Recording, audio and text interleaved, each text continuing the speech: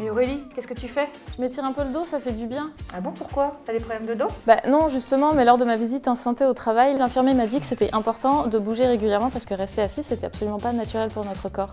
Tu savais que le simple fait de s'étirer rendait le muscle non seulement plus souple, mais aussi plus résistant aux sollicitations. L'infirmier m'a montré plein de petits exercices à réaliser 2 fois par jour environ.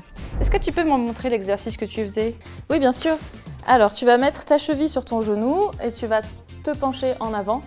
Ça va étirer le bas du dos et les fessiers. Et si tu veux majorer l'étirement, tu flexes ton pied. Il faut bien penser à faire les 2 jambes par contre. Il y a un autre exo qui est bien pour le dos, c'est celui-là. Tu vas arrondir ton dos et tenir quelques secondes et tu vas exagérer une cambrure. Tu vas faire l'inverse, check, et tu tiens quelques secondes. Ce mouvement, il est un peu bizarre, mais en fait, le fait de bouger les articulations, ça favorise l'oxygénation des tissus. Il est un peu bizarre cet exercice, mais il fait du bien. Et tu sais, j'ai souvent des douleurs à la nuque. Du coup, il m'a conseillé de faire cet exercice. Tu rehausses les épaules, tu tiens quelques secondes et après tu relâches complètement. On attend quelques secondes avant de le refaire, on hausse les épaules et on relâche complètement. Il faut faire cet exercice 5 à 10 fois.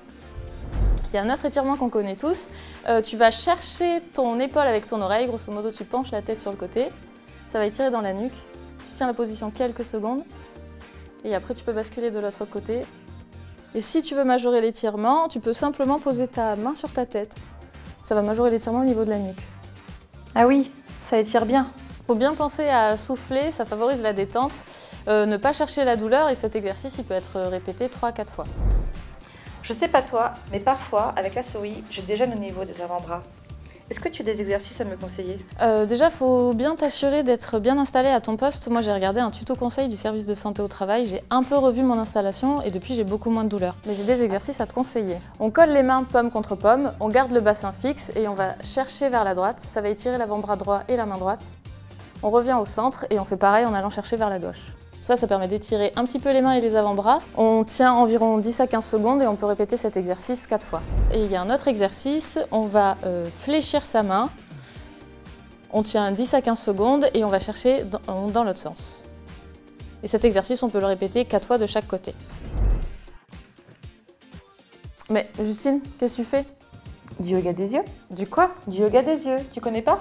Non. Nos yeux sont hyper sollicités avec le travail sur écran. Mon ophtalmo m'a d'ailleurs recommandé de régulièrement faire des exercices pour éviter la fatigue visuelle, voire même les maux de tête. Premier exercice, paume contre paume, que l'on vient chauffer l'une contre l'autre, puis les appliquer sur les yeux, ça repose et détend les muscles.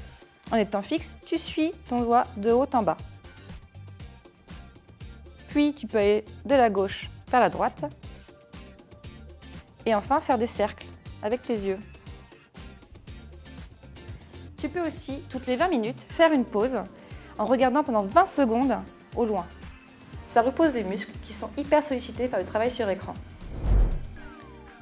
Oh, j'ai oublié, j'ai un appel à passer. Tu devras en profiter pour te lever. C'est ce que j'ai vu en regardant le webinaire Sédentarité du SSTI 33. C'est important de se lever régulièrement pour rester en bonne santé.